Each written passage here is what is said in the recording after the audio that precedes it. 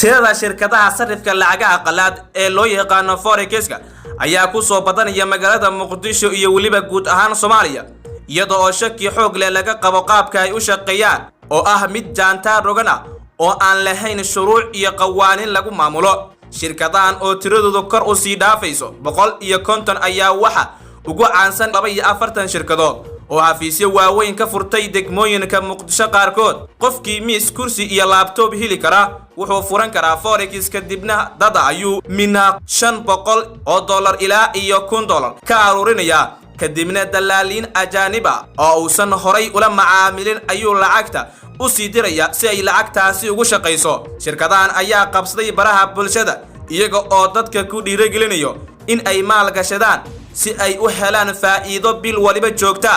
waxaana arinta ugu yaabka badan ay tahay iyada oo shirkadahani ay ka hadlaan faa'iido oo kaliya dadka uma sheegaan waxa dhici kara haddii uu khasaare yimaado ama ay lumiyaan lacagaha ay shacabka ka aruuriyeen. warbixinada qaarkood ayaa sheegaya in qaar ka mid ah dhalinyarada furatay shirkadahan ay khasaare maaliyadeed qabsatay. dadkii lacagaha maalgashiga u dhiibtayna ay qoortii isugu jiraan markii dhowr bilood laga waayay faa'iidadii laga sugayay iyadoo ay xusid mudan tahay inaysan jirin wax damaanad ah oo dhalinyaradan shirkadaha furatay ay siinayaan dadka la macaamila, taas oo noqotay mushkiladda. waxaa kale oo jira in dad badan hadda ay lacag ka xayiran yihiin taas oo sababtay aqoon darro iyo shirkadihii ajaanibka ahaa ee hawsha la waday dhalinyaradan ay noqdeen kuwa been abuur ah. aqoonyahanada Soomaaliyeed ayaa waxa ay ku talinayaan in si ganacsigani u noqdo mid macno leh oo la aamini karo. dowladda federaalka Soomaaliya looga baahan yahay inay shirkadahan forex-ka dhammaantood diiwaan geliso kadibna lagu amro in ay lacag dibaaji ah ay ku shubaan halkaasi si lacagtaasi loogu caymiyo dadka haddii ay xoolahoodii lumiyaan iyadoo shirkadii sidaas yeeli weydana laga joojinayo shaqada.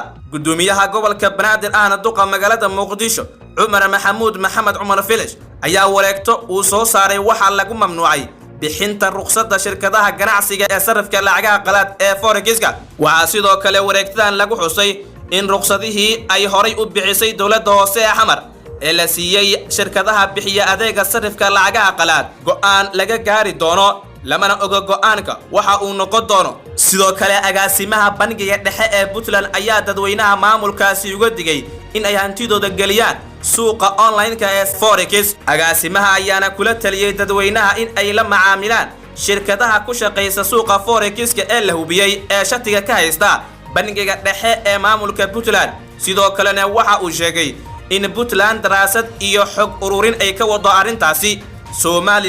maamulka Somaliland ayaa horay go'aan cad kaga qaatay suuqa forex kaas oo ka mamnuucay dhammaan deegaanada oo ka arrimiyo maamulkaasi. xeerar iyo habab loola macaamilo ayay dowladaha adduunku u sameeyeen suuqa forex marka laga reebo Soomaaliya iyo Masar. ganacsigani sida ay aqoonyahanadu sheegeen faa'iido iyo khasaare intaba waa leeyahay, waxaana loo baahan yahay sida ay aqoonyahanadu sheegeen in suuqani uu noqdo mid la aamini karo. dowladda federaalka Soomaaliya looga fariyo in ay u samayso hab loo raaco kaas oo noqonaya in bangiga dhexe ee dowladda federaalka Soomaaliya laga diiwaan geliyo dhammaan shirkadahani sidoo kalena lagu diiwaan geliyo lacag qaali ah. lamana oga halka ay ku dambeyn doonaan shirkadahani kuwaas oo ku soo badanaya Soomaaliya laakiin soo horay aan looga aqoonin dalka Soomaaliya.